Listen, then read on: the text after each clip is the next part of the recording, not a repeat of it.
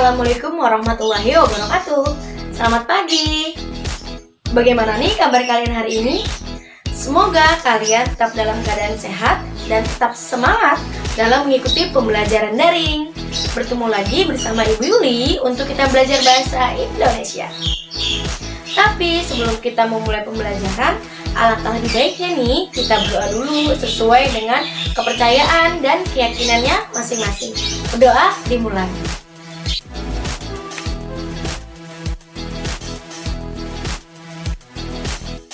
Oke anak-anak, sebelum kita ke inti materi, Ibu ingin kalian selalu mengingat apa aja sih yang sudah kita pelajari di minggu lalu? Ayo.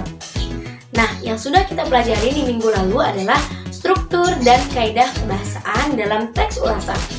Maka kali ini kita sudah memasuki bab 7 nih, yang dimana tentang teks persuasif. Maka dari itu, agar kalian lebih memahami teks persuasif itu apa, yuk simak video Ibu terus. Anak-anak, pernahkah kalian terbujuk atau membujuk untuk berbuat sesuatu? Jika iya, kegiatan inilah contoh pengaplikasian dari apa yang disebut dengan teks persuasif. Sebenarnya di semester 1 kita sudah belajar yang namanya teks persuasif ya, yaitu pada teks iklan, slogan, dan juga poster. Nah, persuasi sendiri artinya mengajak, membujuk, atau menyuruh. Namun secara umum teks persuasi adalah suatu paragraf yang isinya berupa ajakan atau membujuk pembaca agar melakukan dan mengikuti apa yang penulis ungkapkan di dalam teks. Seperti yang sudah Ibu jelaskan tadi, bahwa teks persuasi berisikan ajakan.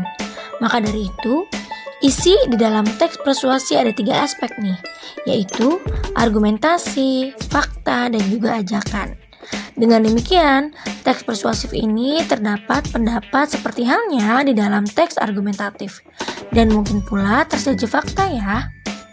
Nah, di dalam teks persuasif ini, baik pendapat ataupun fakta digunakan dalam rangka mempengaruhi pembaca agar mau mengikuti bujukan atau ajakan itu. Nah, kalian bisa perhatikan contoh teks yang Ibu berikan. Yuk kita baca sama-sama. Sejak terjadinya bencana gempa bumi dan gelombang tsunami itu, seringkali bencana tersebut dijadikan sarana untuk memungut uang dari masyarakat. Banyak organisasi atau kelompok orang tak bertanggung jawab meminta sumbangan untuk korban bencana tersebut. Mereka beroperasi di atas bus kota, lampu merah, dan pinggir-pinggir jalan lainnya yang mengatasnamakan dinas sosial. Oleh karena itu, masyarakat harus hati-hati terhadap ulah oknum tersebut. Nah anak-anak, pada teks tadi menyampaikan bujukan atau imbauan. Perhatikanlah kalimat terakhir teks tersebut, yaitu oleh karena itu masyarakat harus hati-hati terhadap ulah oknum tersebut. Nah, di bagian kalimat terakhir tersebut, penulis menghimbau masyarakat untuk berhati-hati terhadap ulah oknum yang meminta sumbangan dengan mengatasnamakan korban bencana alam. Sebelum itu, penulis menyampaikan sejumlah fakta yang bisa meyakinkan dan mempengaruhi pembaca dengan bujukan-bujukan itu. Nah, pernyataan-pernyataan yang dimaksud di dalam teks yang kita baca tadi sebagai berikut.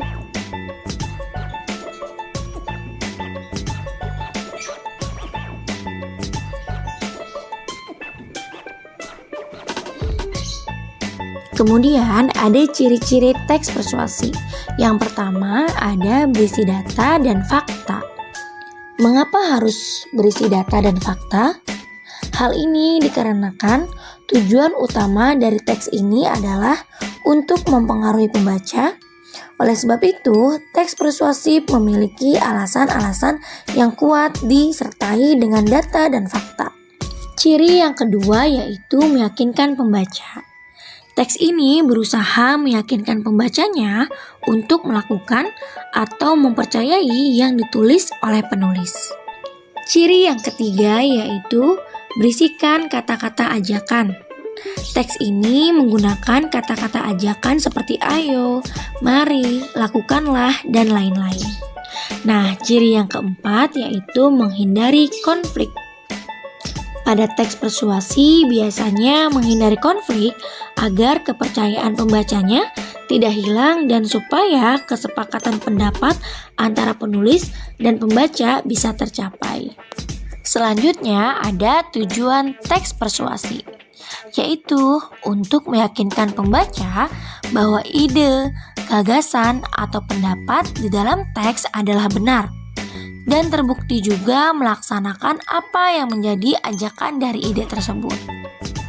Nah, anak-anak, mengacu pada tujuan tersebut, maka kata-kata ajakan pun menjadi kunci utama dalam teks persuasi. Nah, anak-anak, ajakan itu sendiri artinya kata-kata atau perbuatan untuk mengajak atau mengundang, bahkan ajakan dapat pula berupa imbauan, anjuran untuk melakukan sesuatu. Di mana kita bisa menemukan ajakan? Nah, kita bisa menemukan itu baik tersirat maupun tersurat. Oke, apa bedanya?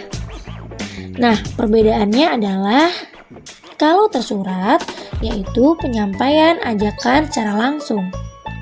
Jika secara tersurat, teks persuasif menggunakan kata-kata yang dapat diketahui langsung bahwa itu tujuan untuk melakukan sesuatu.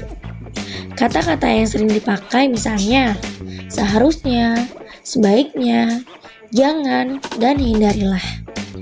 Sedangkan secara tersirat adalah penyampaian ajakan secara tidak langsung, yang berarti teks ini mengharuskan pembaca untuk menerjemahkan ajakan yang dimaksud. Biasanya ini tersembunyi dan tidak ditulis di dalam teks. Anak-anak, sampai sini dulu pelajaran kita hari ini. Semoga ilmu yang Ibu berikan dapat bermanfaat untuk kalian dan kalian dapat memahaminya. Dan jangan lupa ya untuk selalu mengerjakan tugas lalu dikirimkan ke Google Classroom. Ibu akhiri, wassalamualaikum warahmatullahi wabarakatuh.